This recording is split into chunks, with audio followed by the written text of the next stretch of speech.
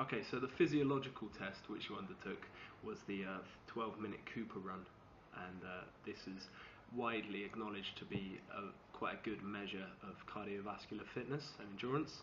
And so your result was 2,500 meters, and after comparing this to some statistics, for your age, which is 19, this is on the upper border of average, so you're very close to being above average. To be honest, while this is obviously a minor strength, I think we can really focus on turning this into a major strength, because cardiovascular fitness is arguably the most important fitness factor in your sport.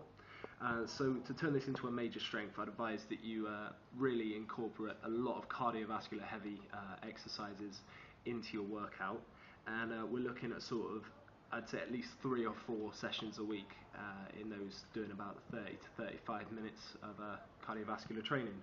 Obviously, one of the major problems with doing that much is that it's going to become repetitive, you're going to lose motivation. So to ensure that you don't, just really mix and match different cardiovascular workouts. You've got your swimming, cycling, of course running. I know that you're actually quite a big fan of running, so you can do that, and it's not always got to be on a treadmill, because I know that can be really monotonous. So go road running, headphones in, just keep motivation up, and then you can turn that into a major strength and really improve your game.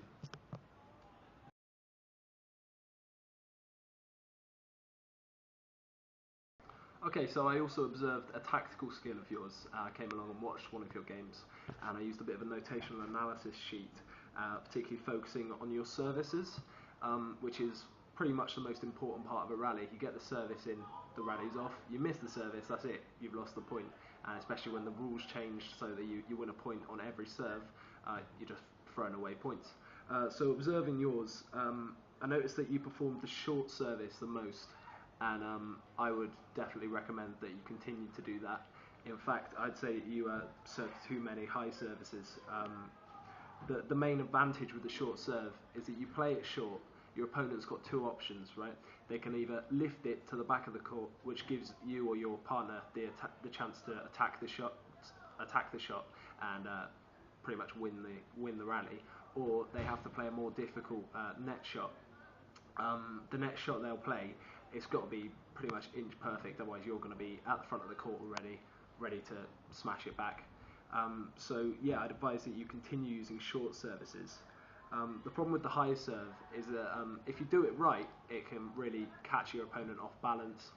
It can either cause them to miss it completely, or they'll be forced to lift just to clear and just cover their own back, really, which again gives you the chance to attack.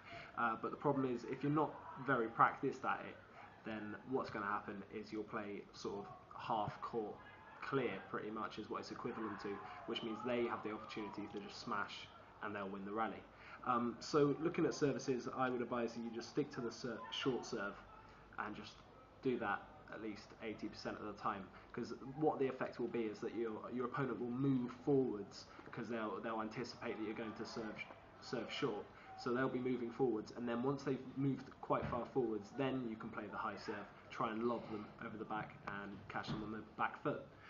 So in terms of sort of my advice for practicing your services, it's very simple, to be honest. It's just practice. All you need to do is book a court, go there and just practice each side, just short services.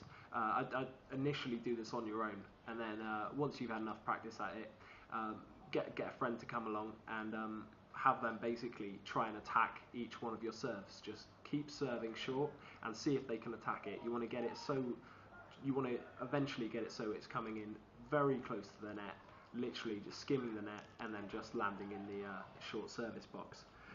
So once you've practiced enough at that, it will really improve your game, because your serves are going every time. You're not going to be losing points, which is something that I observed in your game. You actually lost 4 serves, which in that game you would have won it. So you just got to keep your serves in.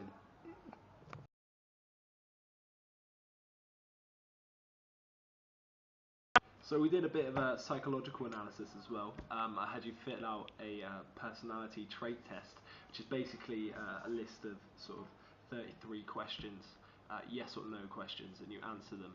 And then through a sort of devised methods. It gives you an E score and an N score regarding on whether you said sort of yes or no on certain questions. It gives you a set number of points, and then you plot this into a graph. And I've got the results from yours here, and it classed you as a stable extrovert.